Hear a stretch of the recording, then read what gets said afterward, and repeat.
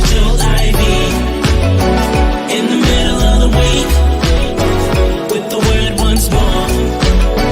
If you feel a little weak, this is spiritual IV.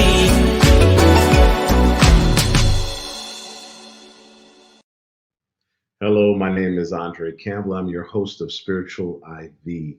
And today I want to talk to us about how we relate to one another. I know that sometimes many of us believe maybe that we have, a set way of relating to one another.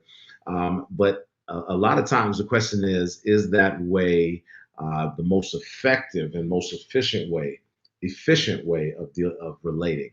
And so I want to dive into that a little bit today. I wonder if Stan would help me out and put up our first scripture from Romans 14, verse 19, and it reads, "So then let us pursue what makes for peace and for mutual upbuilding." Let's break that out a little bit in real world terminology. Pursue what makes for peace and for mutual upbringing. When we have to work with someone, let's just use that as an example. When someone asks us to work with them, or we know we have to do something with someone, that's two different mindsets coming together, and possibly two different ways of relating to things and explaining things and doing things coming together. Imagine a larger group. We're just talking about two, and so what those two individuals I would encourage them to do, and what would be most effective to do, would be to seek to understand how one another operates.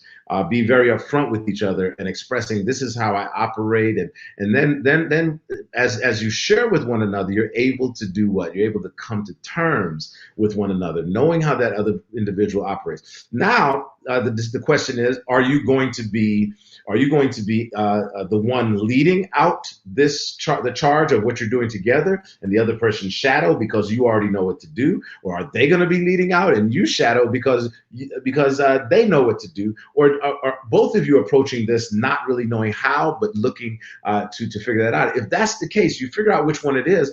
And sometimes we have to be willing to have a win-win in order to be efficient. Let that other person lead out if they know, or you lead out, or together you work on it. And that's how to understand how to relate with one another. But let's look at another scripture, Philippians chapter 2, verse 4. It says, "Let each of you look not only to his own interest, but also to the interest of others." The interest of others. Let's not always think about ourselves, but let's consider others in these circumstances. And there's a saying that my father taught me many years ago. It says alignment. He said alignment creates velocity. Alignment creates velocity. If we can come into sync with each other, if we can learn how to relate, if we can learn how to utilize each other's superpowers, I call it, right? The supernatural powers God has given us, the gifts and the talents that he's given us. If we can learn how to operate within that, we can create alignment, which will create velocity, which means we'll be able to go a whole lot faster in this life. I wonder if you would like to go further, or farther, as some people say, further in life. I encourage us today that we need to look at the way that we've been relating to others. Take the time to, like we said, let's go back to that first verse,